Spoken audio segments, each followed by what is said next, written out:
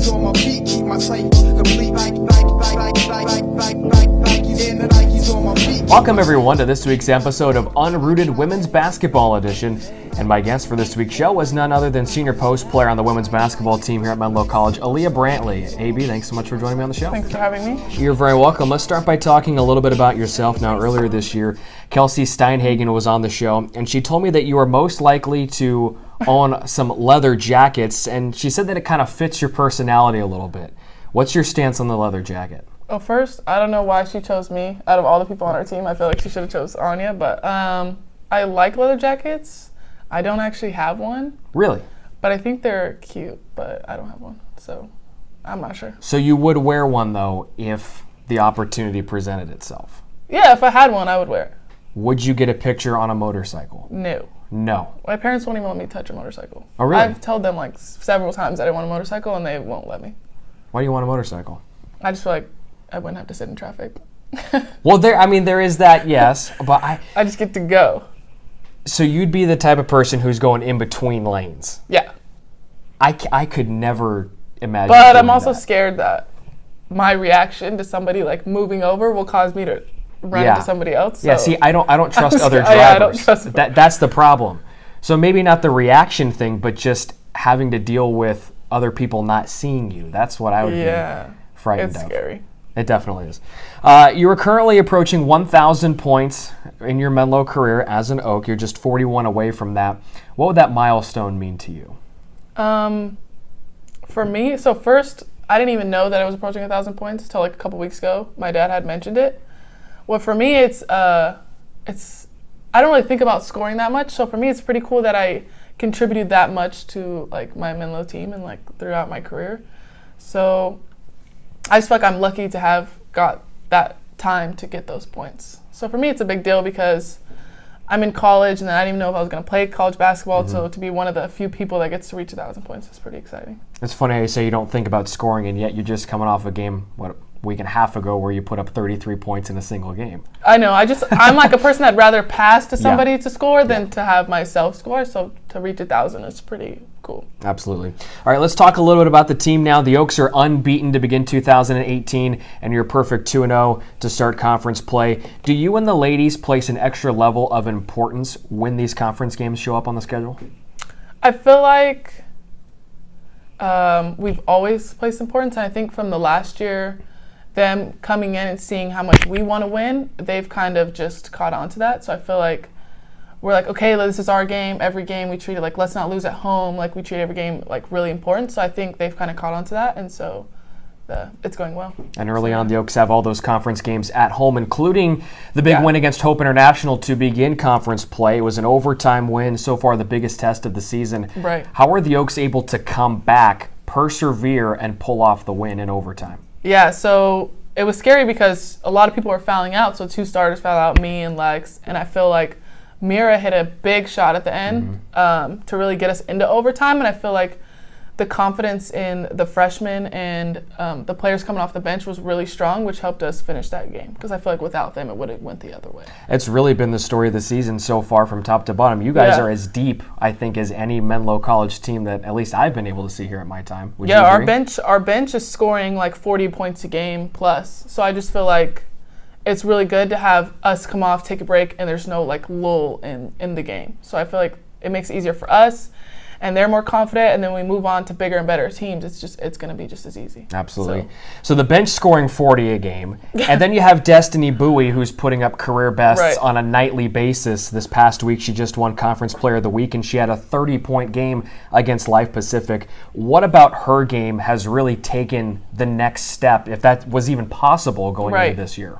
So I was thinking about this question, and I was like, how does Destiny because she's always been really good at scoring. Like she's always been able to score. She's always been able to get in there. And I feel like the biggest part of her game that has changed is her mental game. Because I feel like now that we're a senior, this is her second year here. We won last year. She wants to continue that. So she wants to finish strong. And then last year was kind of a hard year because she had the injury. So then she was out, and she was trying to figure out how to play with an injury because most people don't do that. Yeah. So I just feel like she's more comfortable playing with her injury, and she's just ready to win and finish the season. So and I think that's the biggest part. And now that she's put that in the back of her mind, the injury last season is behind her. She can start over fresh this season. Exactly. And boy, it's showing early on. Now, William Jessup is up on the schedule this weekend. They're a much improved team here in 2018. How are you expecting them to challenge the Oaks on Saturday night? I feel like a lot of the teams that we played haven't really challenged us enough in the post area. So I feel like this team has a couple bigger posts that'll make us work a little more or make us have to spread the floor out a little better. So I feel like that'll be the biggest challenge is the post. Certainly a strength for the Oaks. It seems like it's more of a strength for the Warriors this year, so that should be a fun matchup to watch for. All right, AB, let's get into the final segment of the show. It's called Brownie Bites. I'm going to ask you 3 off-the-wall questions. Give me your best answers. Question number 1, which teammate would not look the best in a leather jacket? I want to say Becca, just because I feel like it's not her look. But there's a few people that I don't think it should be their look. It really isn't for everyone, and also I don't think it's a thing that is really a thing right now, is it? I don't know fashion, I don't know. Are they in? Like, I think they're kind of in. I think they're in for fall, winter. Which it is now, so you would expect that there'd be a few people who would maybe wear one. But Rebecca would not wear one. No. She would not wear one. I don't think that's Becca's look. Okay. Question number 2. Which teammate is most likely to accumulate 1,000 pairs of shoes over her lifetime? Besides me, I would say Mira. Because I swear every time Mira goes home, she comes back with a new pair of shoes. Like every single time. How often is she going back home? Like every other weekend, I'd say. Oh my gosh. Every couple of weekends. I swear she goes home, she's like, there was a deal. My mom bought me these shoes. So I'm pretty sure Mara already has 1,000 pairs. So she's not even buying them? Some of them. Okay, so she will buy some of them. She'll buy some, and then her family will buy her some, and then she'll buy herself some. So if she doesn't already have 1,000 pairs of shoes, then I don't. Hey, Mom, if you're watching, I could use a new pair of shoes. AB could use a new pair of shoes, too. Just saying.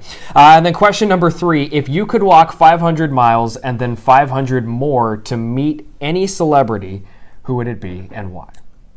Oh, and why? Well, you had to explain it. Okay.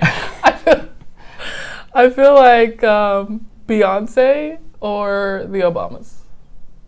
I really don't know if you need to explain either of those because I feel like it's kind of self-explanatory. Yeah, I've never met any person that said they never wanted to meet Beyonce. She just feels like she's just such a cool person. Like from, I don't know her obviously. Yeah. But she seems amazing. And the Obamas seem really cool. And it'd be cool to meet the first. I feel like it's just tough to hate the Obamas.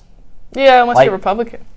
Well, even still, it doesn't matter where you lie on that spectrum. Like the Obamas, as human beings, are amazing people. Yeah. So on that level, those would be my top people. I'd walk really far. Yeah. Or fly. Yeah. Well, but walking, that's how much you have to want to see them. To fly to them. Well, is that are you 1,000 miles away from the airport? Yep. No, you're not. Yeah. Oh. Can you edit that out? No, we're going to leave that in there because that's really the awkward kind of pregnant pause. So that's a beautiful way to wrap up the interview. Aliyah, thank you for joining me on the show. Thanks for having me. You're welcome, folks. The women's basketball team is at home this weekend. They have a Saturday night home contest against William Jessup University inside Haynes Prim Pavilion. Tip-off is set for 5:30 p.m. And if you can't make it out, Ryan Barnett will have the play-by-play of that one live on the Menlo College Sports Network. We invite you to tune into the next episode of Unrooted Women's Basketball Edition when AB will select the next interviewee by me, Brian Brownfield, right here on the show. Until then, we'll see you next time. Take care, everyone. And the Nikes on my feet keep my cipher complete. And the Nikes on my feet keep my cipher complete.